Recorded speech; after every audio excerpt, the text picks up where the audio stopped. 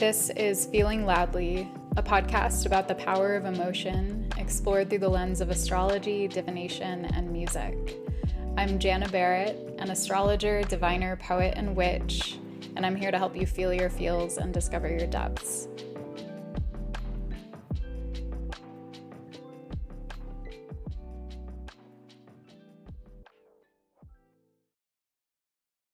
Hi, all. Welcome to episode 3, season 6. Today, we're going to be exploring the Magician tarot card and the concept of appreciation. So, before I get into the episode, I want to say a few things. Those of you who are astrology heads and into the stars, you probably are aware that we are about to enter eclipse season. And the eclipse window, well, the first eclipse on the Pisces Virgo axis is occurring on Tuesday, September 17th. And so this is a big deal. And this 2-week eclipse window from the 17th to the 2nd is straddling the line between two nodal eras for us. This eclipse again is in Pisces, and it's the first eclipse on that axis. And our next one will be in Libra, and that'll be our final Libra eclipse. And so this is a big transition moment. A lot of you may be feeling transitional vibes coming up in your life, internally, externally. A lot of us are moving through kind of old ways of being and into new ways of being, and it can feel like you're living in two different dimensions at times, and that's all the more true when we have a Pisces eclipse, because Pisces can have a sort of otherworldly feeling to it and kind of feel like it's one foot in another reality a lot of the time. Sometimes both foots in another reality. And that sort of surreal feeling is going to be accentuated because we also have Neptune, which is going to be conjunct this full moon.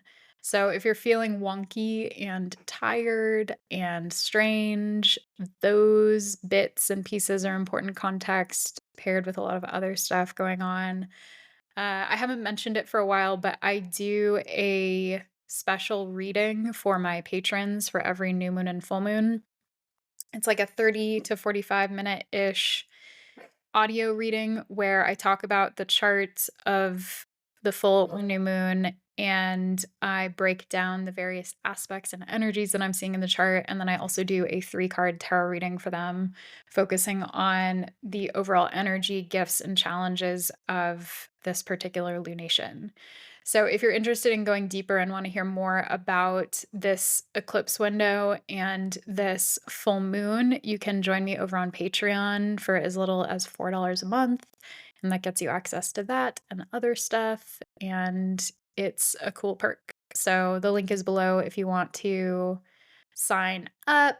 I'm also going to be hosting a little eclipse dance party in our Discord server that's free for everyone, by donation if you want to send me a tip, whatever. But I'll be DJing. We're going to be cameras off unless you want to be camera on and be seen. And I've created a playlist that we're going to be dancing to, and it'll bring us right up to the edge of the eclipse. And then we'll taper off a couple minutes before the full moon is exact and take a moment, sort of like a moment of silence to honor our step into this new threshold. So it'll be cool. I think it's exciting. I think it's a fun way to honor, especially a Pisces eclipse, and to kind of get out of our heads and into our bodies. So you're welcome to join us in Discord via the link below. And lastly, I did recently update my astrology offerings. I think I mentioned this last time, maybe not. I have 4 readings for new clients and 4 for return clients. They're all based around particular themes or archetypes.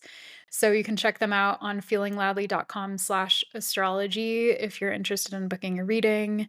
And I am excited to work with people in a more kind of niche capacity that way. That's all. 4 minutes for the intro is pretty decent. So let's get into our reading. Okay, so welcome. Our card today is the Magician. And as usual, I'm going to read the correspondences to help you kind of root into the energy and the upright and reversed keywords. So, from the Lillifer Tarot, the magician is associated with the element of air, the planet Mercury, the stones citrine, tiger's eye, and fire opal, the herbs rosemary, vanilla, and marjoram. And we have an affirmation here that goes, I am one with the powers that created me. Our upright keywords are will, desire, persuasion, manifestation, resourcefulness, creative power, vision, inspiration, skill, originality, the power to convince, alertness of mind, the strength to overcome mental illness. Reversed keywords are untapped gifts, unmet potential, creative block, lack of vision, insecurity, indecision, lack of willpower, mental imbalance, or sickness. And so the mental piece of the magician is interesting. This card could also be associated with Gemini. And if we were to take just the mercurial piece of that, we could also say it's a Virgo card, but I associate this card much more with Gemini than I do with Virgo, specifically because it's air. And Gemini is the air Mercury sign. So the magician, I love the magician. And in the Lillifer deck, we have this red figure that is sort of looks like the embodiment of fire, actually. Red figure, their feet have flames that are stretching up over them and almost look like it's just a part of their body, like they are fire. And then from the bottom of their feet, there are two serpents that are like climbing up through the air on either side of them. And then we actually have, so this figure has like two hands that look very attached to its body with these sparks of energy coming off of their fingertips. But then there are these two other hands from a blue body that seem to be right behind them and sort of coming out of their shoulders. And one is reaching around and like kind of signaling to the chest or the solar plexus area where there's this other sort of burst of light coming out. And then we have two flowers that are growing up out of the ground, two red flowers. And so there's a lot of like vitality and energy in this, but there's also this concept that there's another figure that is somehow, if not like animating this other figure, it feels like they are somehow in control. And so that's part of magician energy, right? Is an element of control often, whether that's control through our focus, through our willpower, through our energy, whether it's control as in sort of like um, accessing our power in order to manipulate circumstances. And I say that word with caution because the word manipulate is really loaded and we tend to have really negative associations to it. But like the act of manipulation often is related to magic itself, like manipulating ingredients or objects or like tweaking something, using our energy and our willpower and our concentration to change something. And so for me, the magician is a really dynamic energy that often has to do with change. But in order to change something or assert our willpower over something, we often have to really take in what is first. And we have to have an appreciation, bringing in our oracle card today, for the sort of base elements and ingredients and properties that we're working with, especially if you think about this card through the lens of alchemy. It's like the alchemist has a deep appreciation for the unique properties of each element and object and ingredient that it's working with, and the unique processes that those things go through in order to produce some type of change. And so the magician is sort of an alchemist, and the magician is someone who inherently needs to have a degree of security and confidence within themselves and an appreciation of their own power. And so our last episode was actually kind of focused on power. Power was in the title, the Nine of Wands, and power was our oracle card. So it wasn't sort of, it was very much focused on power. And so this feels like an interesting continuation from that episode because now it's like we carry the fire within our hands. And in order to do something with this, in order to produce something, we need to appreciate the power that we possess and the value, the worth, and the power and the qualities of whatever it is we're attempting to shift. And so I introduced that, and I want to actually immediately introduce our song, which is Lush by Fortet. And so Fortet, I like got caught up with my throat there for a second. um, it's interesting because like Fortet for me is a really important artist, and this album was released in 2017, which was a really important era in my life. And 2017 is actually when our last set of Virgo Pisces eclipses were occurring, but in the reverse. The North Node was in Virgo and the South Node was in Pisces. And so this song, I think, came out when the nodes were still in Virgo and Pisces, although the album didn't come out until later that year. But this album is called New Energy, and the song is lyricless, it's instrumental. But I was looking for some type of inspiration as I was sitting with it. And so I went to YouTube and typed it in and watched this video that is created by someone else, but they weaved together this video content from BBC Life Birds. And it's really gorgeous. It starts off with these flamingos and they're moving in rhythm with the song. And then we see hummingbirds and ducks and penguins and pelicans and all sorts of birds interacting with each other. And it's really beautiful and it pairs really nicely with the melody. And it had me thinking about how this creator sort of took these, these raw elements. They took the song, they took the melody, and then they took this video content. They took this footage from BBC Life and they decided to alchemize them and create this entirely new experience of both. And how that in itself is magician work. And the song title, Lush, like how do we create lushness from what we have? And how do we bring elements and things together in order to create something more beautiful, more brilliant, or whatever we're trying to achieve? That's magician work. And I even think about the act of curation. Like, I often feel at my most creative when I'm making a playlist and putting it together with photography or with my writing and blending those elements in order to create something that's entirely new and entirely original. And quick plug, I did launch my personal Substack within the last couple weeks, and that's basically what I'm doing on there for each article that I publish. It's a combination of these different really important mediums in my life and bringing them together in order to create a whole different experience. And I'm getting excited. I feel like I'm sort of short of breath right now because I get really excited about that type of creativity. I love working with different mediums and I love working with different modalities, whether it's to produce a piece of writing or in a reading, in a consult with a client, working with different mediums. And that to me is, again, what the work of the magician is. And this is an archetype in itself that's important to me right now. I just took in the archetype quiz that Capitolia Eaton has on her website. It's capitolia.online and it's in her bio link if you're interested.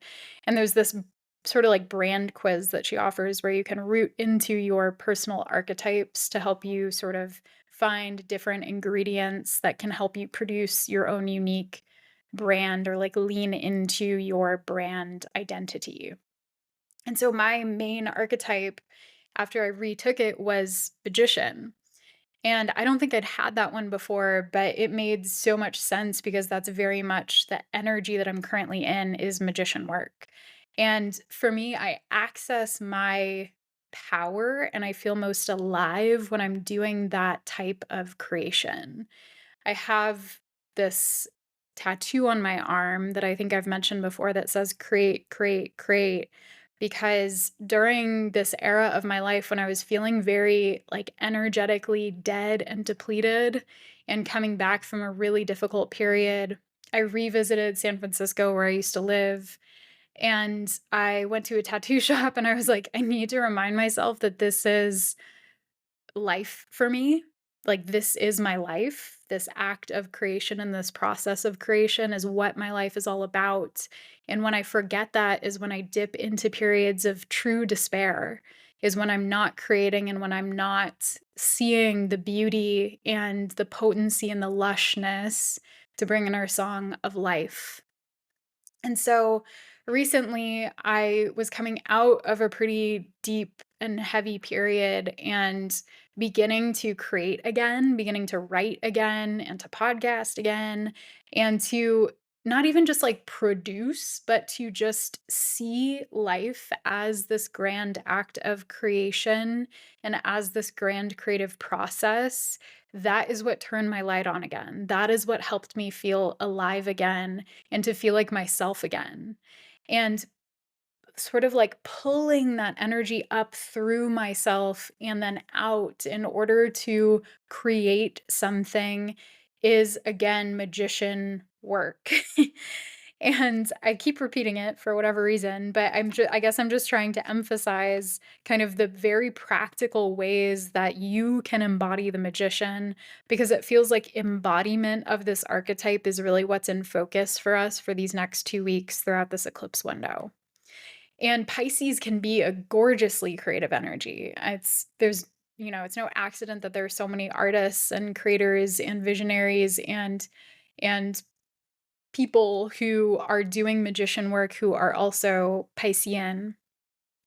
Pisces has this inherent connection to the other dimensions that I mentioned, to the other side, because there's a deep and nuanced relationship between Pisces and whatever energy it's immersed in.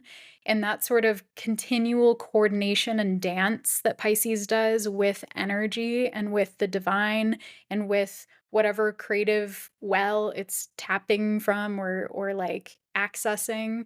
Pisces can often bring that into form in a way that's really gorgeous and in a way that really connects with people at the soul level.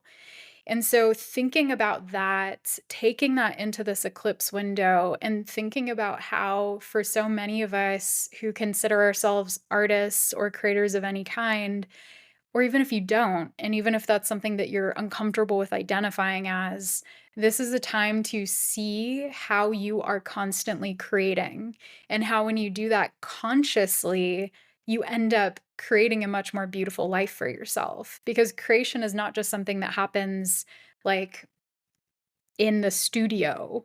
It's something that we're doing constantly through the way that we move about the world, through the words that we speak, through the way that we adorn ourselves with clothing and jewelry, through the meals that we make and the conversations we have, and the way that we just walk around and see the world. That in itself is magician work. And it's being in relationship again with the material that we are working with and creating something new from it. And so it reminds me of the phrase, words are spells. And for those of us who are writers or just people who speak or people who write at all or communicate at all, that is all of us. Your words might carry more power than you realize. And I think that is an essential message for this eclipse window, is that we are curating and creating our reality, and we're often doing so through our language. And in so many different forms of therapy and in healing work, we're often using our words to tweak our circumstances or to alter our thinking or to shift our self perception or to shift our relationship with the world. Think affirmations. We just had this affirmation: I am one with the powers that created me. And so there's this appreciation we can have for our circumstances and for what is, but also there's a need for us to recognize our power to create a life and to step into the driver's seat of our own lives. And that's something that's been coming up a lot recently. I've been noticing my own sort of like beliefs that can feel limiting and confining at times, and imposter syndrome that can come up, and feelings of incompetence or insecurity or whatever. I've been hearing a lot of it from other people who feel like they are in a sort of like trap, maybe of their own creation, maybe just a creation of their circumstances paired with a little bit of their own energy thrown into that's like keeping them in the box.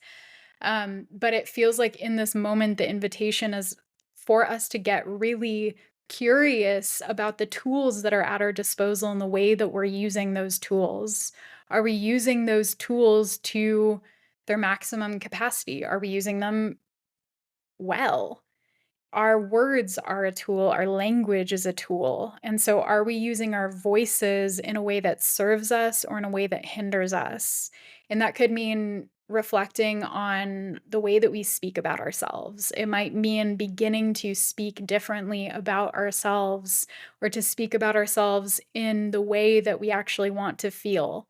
So, if you want to feel empowered and confident and secure and well, but you're constantly criticizing yourself, speaking down, or like berating yourself, or making jokes at your own expense, or talking about how limited and pathetic your life is, or anything that feels really cruel or unkind or limiting, try shifting it. And this isn't in like a, new age manifestation kind of way, like think your way out of hell circumstance. But it's more so that like this stuff matters, and the way that we use the tools that we have matters and makes a significant difference in our lives. And this is something I'm saying out loud for myself because I've been in that sort of spiral recently of like speaking unkindly about myself, to other people, to myself. When I journal and reflect in my own head, like there's this belief that I am failing, or this belief that like everything that I'm struggling with right now is the product of my own laziness, or like irresponsibility or naivety or whatever. And it's become a sort of mantra that is self reinforcing, in that when I speak about myself that way, I'm framing myself as being imprisoned by my own perceived incompetence. And that's not even true. Like, if I were to go back and actually log my life experiences and the choices I've made and the moves I've made, it would look very differently if I were to do it objectively. But of course, we're subjective. And so when I take these little strands of data, like, oh, I made this decision. Oh, I made this choice that was irresponsible. Or, oh, I did this thing. I'm basically like selectively choosing the data that supports the belief that I'm trying to overcome. But when I keep pulling at those same strands and using them as evidence to confirm these negative views that I have of myself, I'm just keeping myself in this loop of fixation on a reality that I no longer want to exist. Like, I don't want to feel trapped there. I don't want to, like, feel financially insecure or like materially unstable or lonely or whatever. Like that, those are things that I wish to shift. And so magician work would involve me looking at what I do have and deciding I'm going to work with it differently. So maybe I don't have all of the time in the world or all of the money in the world or all of the connections in the world, but what I do have is worthwhile, and appreciating what I do have gives me the opportunity to actually figure out how to like find more of it if that's what I want, or to, build even deeper connections and to generate even more income in order to pay off my bills, focusing on the resources and the skills that I have at my disposal is the way for me to get into the magician posture and to begin to do some big and powerful work with it. And so I know for me, that's like, I'm I'm doing a little wish list exercise. I wrote down, it started with 3 and now it has 5 core wishes, things I would like to manifest in my life. And every day I have a little reminder on my phone. Every day I'll just open my notes app and I'll just look at it and I'll read them aloud in the affirmative as if they already are in my life. And I imagine myself actually living that reality. I, as I sink into the words, I imagine that it already exists for me and how it would feel in my body if that were already real. And so I'm just doing this kind of experimentally, and I'm not like putting any other energy into it. I'm just connecting with it once a day. And it's a practice that I think I read on like threads or something. Someone said that their therapist invited them to do this years ago, and they had these really incredible synchronicities occur. Like they wanted to, God, I wish I could find the post. Maybe I can. And if I can, I'll link it below. But they were saying that, like, for one, they wanted to go visit, I think it was Scotland, to see, like, their father's grave. And they also, I think, were trying to find a partner. And within like 2 weeks after doing this wish practice, they met someone who happened to have a job that sent them traveling to the UK, and this person invited them and asked if they wanted to go, and they went, and they were able to get this comped trip, and they went and visited their father's grave in Scotland. If it was Scotland, I think it was. And other people were commenting and were like, "I had someone tell me to do this too, and this amazing thing happened." And so it's like, it's something that I think a lot of people in spiritual circles have complicated relationships with, because a lot of us have a really bad taste in our mouth when it comes to practices around manifestation, because a lot of them have been seated in the context of spiritual bypassing and in new age circles that encourage us to think our way out of oppression and all of these circumstances that we can't control. And I see a lot of people overcorrect for that. A lot of spiritualists who really want to like divest completely from new ageism and from like all of the stuff that feels like charlatan behavior or bypassy or whatever. But I think when we do that, we throw the baby out with the bathwater, because a lot of these practices are energetically sacred practices that existed far before people whitewashed them and kind of made a mess of them. And this might be a moment for us to think about how we can use tools like that in ways that are authentic to us and in ways that fit within our own system of ethics and philosophies and ideologies and beliefs and all of that. To not like diss and throw away the tool completely just because it's been misused by other practitioners in the past. And it's something that I'm actually working with quite a bit when it comes to the Akashic records. The records to me are a sacred part of my practice and have been for many years. I've been working with the records since like roughly 2020, actually, and maybe a little before that. But the Akashic records were dubbed by theosophists. And if you want to look into that, if you're not familiar, theosophy is very complicated and has a lot of ickiness connected to it. And it's something that I don't want to identify with. And at the same time, I've worked with the Akashic Records long enough and I've had incredible experiences with them that have proven to me just how deep and powerful and incredible of a tool and a system of divination that it can be, that tapping into the records can be. And yet, like, I don't like the prayer that I use. I don't like the pathway prayer process by Linda Howe because it has a lot of loaded religious language in it. And it's also just like coming from that system in a way. And so that's something that I'm wanting to tweak and adjust and go about differently. And I'm going to be creating my own prayer and shifting my Akashic practice gradually in order to make it something that works for me and that works for the people that I work with, many of whom have religious trauma and don't love hearing the language that that prayer includes. And so that's an example, I think, of how we can we can appreciate where something comes from, and we can appreciate the value and the beauty and the power of something. And yet we can also evolve. We can also adapt. We can also build on something and allow it to shift gradually and to not remain static in time.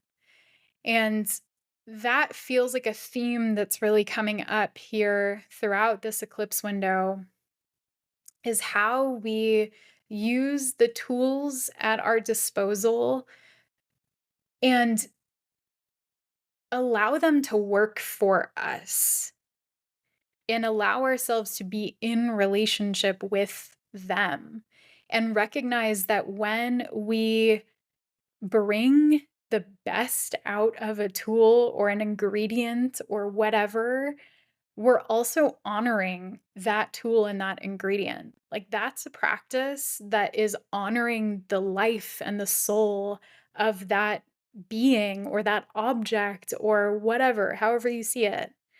And it's quite magical to think about that. That, like, if I, for instance, use some salt in a magical working, if I use some salt in a ritual or in a spell, and I set an intention for the way that that salt can work in this spell or in this ritual, I am offering that salt a life that it may have not had the opportunity to fully come into. But because we're in relationship with one another and that salt gets to serve that purpose, and I get to appreciate its power and witness its power, that is a very special relationship of me being in concert with this element or with this, whatever, fill in the blank, however you want to describe it. And so there's something really important here about how I think with magician work, it can often feel kind of like dominating. And even just the words like control, willpower, assertion, intention, all of that can feel manipulation. All of it can feel quite patriarchal and dominating. But if we shift into instead the affirmation energy of this card, I am one with the powers that created me, we can recognize that magician work is more so about working with than it is working over. It's more about being in relationship with than it is about dominating. And that's something that for me comes up a lot in my creative practice. I will notice that I'll go into this sort of like dominating stance at times where I'm like, I need my words to work for me and I need like to find the right song to serve this purpose. And when I'm in that sort of control mode, it really doesn't flow at all. The creativity does not want to flow under that context. It's sort of like I'm employing myself to perform a service, and I'm demanding that I perform and that I produce. But when I step back and I allow myself to really feel into the moment and to feel into myself and to find my center and to listen to the music and to feel the music and to really be immersed in that process, that's when the work just begins to take shape organically. And I get to be the vessel that it comes through instead of me forcing it or like pulling it out of myself. I'm just allowing it to flow out of me. And that doesn't mean that I don't have my moments where I'm like, hunched over and pounding my keys, but it's a different energy, and I sort of have to get out of my own way in order to let that happen. The same goes for when I'm doing magical workings and performing a ritual or preparing for a ritual. If I sit there and I let my guides speak to me and direct me toward the ingredients that they want me to use and the tools that they want me to use, and then I allow those ingredients to speak to me and to tell me the role that they want to play in this process, that's when my magic is its most potent and its most powerful. I'm not asserting my will over it. I'm just allowing my willpower to be the spark that sets off the creative force and that sets the conversation into motion. And so I think about creativity this way and I think about magic this way. These are creative conversations that we're having with the universe and with the creatures and the ingredients and the tools that we're working through that process and with ourselves, with our own souls. The act of creation and the act of magic is like having a conversation with our soul. And it's very animist actually, like this concept of being in collaboration and in conversation with the earth and with everything around us, with our environments and with ourselves is very much an animist approach to creativity and to magic. And so I extend that to you mostly as an invitation to think over the course of these next couple weeks, especially how you can be in relationship with your environment and with your process in a different way. And the dance that we're going to do on Tuesday leading up to the eclipse is kind of an invitation into that. For me, that's one of the very few ways that I can really consciously switch out of a mode of control and into a mode of flow when that's what I need to access is by dancing. And often it'll begin like really awkwardly and I'll be trying to control my movements and I'll be like really self-conscious even if I'm completely alone, which I always am when I'm dancing these days. Like I'm very conscious of my movements and I'm trying to be precise and I'm trying to get it right and I'm trying to look good even though no one's watching and I'm trying to like force myself into a flow and it just doesn't work. But when I close my eyes and I place my hand over, my abdomen right below my belly button, and I begin to really like feel into my sacral and move from my center and to feel the air and to feel the music, that's when I begin to actually find that flow.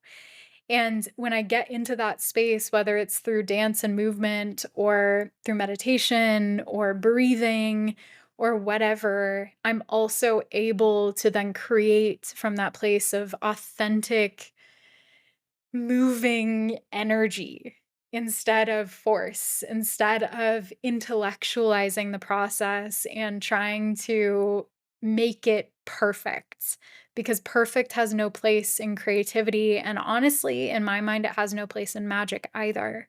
Because when we try to perfect something, we're moving back into the head and we're moving back into a space of sort of like patriarchal control and it's not conducive to the flow of energy. That doesn't mean we can't edit and we can't like, make things better, but in that process of creation, that's not the way. And so I'm someone who, when it comes to like my magical practices and witchcraft, I'm not someone who will necessarily, sometimes I will, but most of the time I'm not opening a spell book and following a step by step process. Most of the time, I'm intuitively gathering ingredients and supplies and coming up with a unique working in that moment that fits the energy and that speaks to me and it feels true within me. I can feel it in my body that feels like truth. And that truth changes day to day. If I were to try to go about that same process tomorrow, it would look different. It's not going to be the same because the energy is different, the moment is different, I'm different, the ingredients and the objects I'm working with are different.